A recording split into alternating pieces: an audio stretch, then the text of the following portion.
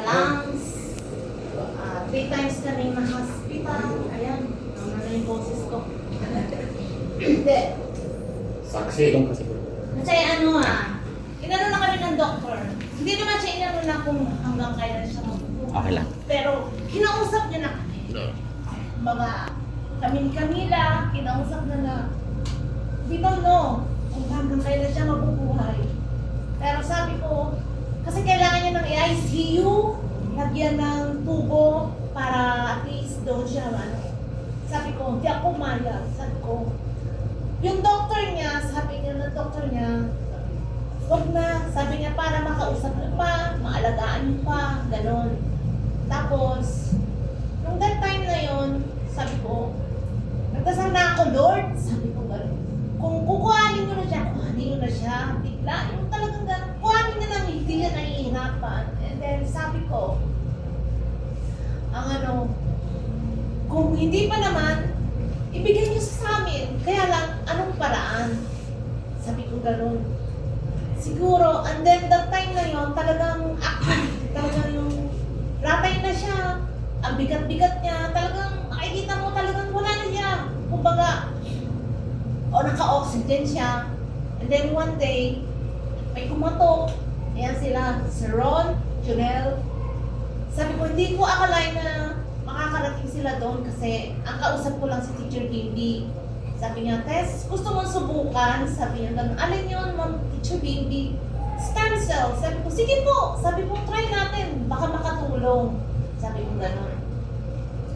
Adi, yun nga, one day, pumatok sila sa ospital. Sa hospital yun. As in talagang kita nila, nakaratay, hindi siya makausap. Tango-tango lang siya. Ganun lang. And then, sabi ni Sir Ron, sige, painom na natin agad. Sabi niya gano'n. So, pinainom namin 2 capsule agad. And then, talagang inobserbahan ko siya day by day. Unti-unti, alam niyo yung kanyang oxygen level, talagang bumagsak siya ng 50 plus. Umabot pa nga ng 40. And then, nung pagkainom niya ng one day, medyo umaano na yung kanyang oxygen level. As in one day lang, sabi ko gano'n. Talagang tumataas na ng konti. Hanggang sa maka 2 days, 3 days. Araw-araw naman yung doktor, sabi niya, sabi niya gano'n ng doktor, mukhang umu-okay si sir. Sabi niya gano'n, medyo yung kanyang stabilize yung kanyang oxygen level. Sabi niya gano'n. Tapos unti-unti talaga, sabi ko gano'n.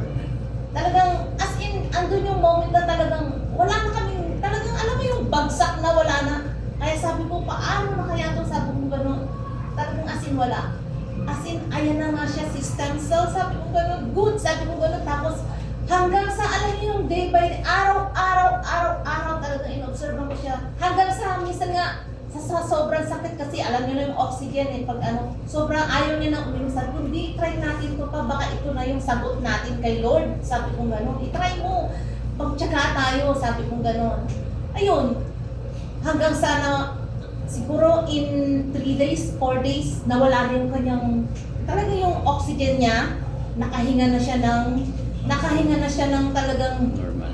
kanyang hininga niya talaga, wala na siyang oxygen. Tapos tumataas na, andun pa rin yung bumababa yung level ng oxygen niya. Pero at least, sabi ko gano'n, talagang sabi ko, mukhang ito na yung sagot natin. Sabi ko gano'n sa kanya, talagang okay na okay siya. Sabi ko gano'n, maganda, sabi ko gano'n. Even though, alam niyo na medyo pricey, pero di bali na, sabi ko gano'n, ito na yung sagot natin. Kaya sabi ko gano'n, hanggang sa makikita niyo naman yung sa picture, mula nung inano siya talagang makikita nyo, ang laki ng April, last week ng April, until lumabas kami ng May 14, ayan na siya.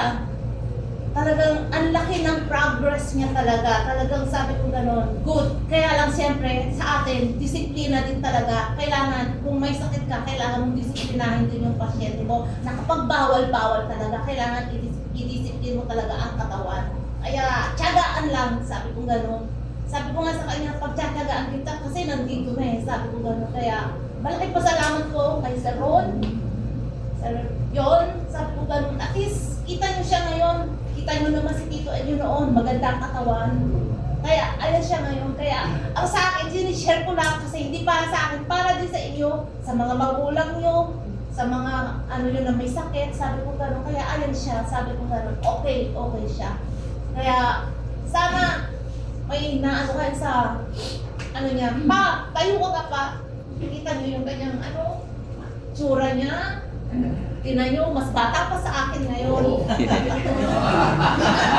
Na, mas okay siya ngayon. Diba? Ang ano niya. Ito po pala yung storyline ni Pap. Sorry.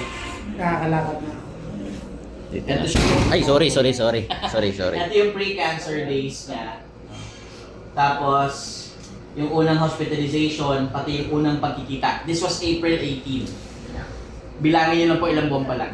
April 18 po nagsimula uminom si tatay. April 18 ng gabi. So yun po. Tapos, bumalik po kami May. The day after his birthday. Dos. Yun po. So May 3 kami dumating. Gulat na gulat po kami sa totoo lang kasi pagbukas namin ng pinto, ine-expect namin si Ma'am Marites. Pero hindi po. Ang nagsalita si Sir. Sabi niya, Marites, andito na sila Sir Ron. Uy, wait lang. Gulat kami.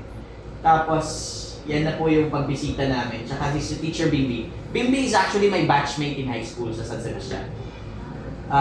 Yan po. And of course, si Camila. Diba? Ayan. Grabe, the journey. Pagbigyan natin, gusto niyo po mag-share ng konti. Pero konti lang ha, kasi iwasan natin na maano kayo, mapagod. Okay, di na. Okay, hindi na. Gusto na kasi magsalita kanina eh. Oo, grabe. Ang amin lang po is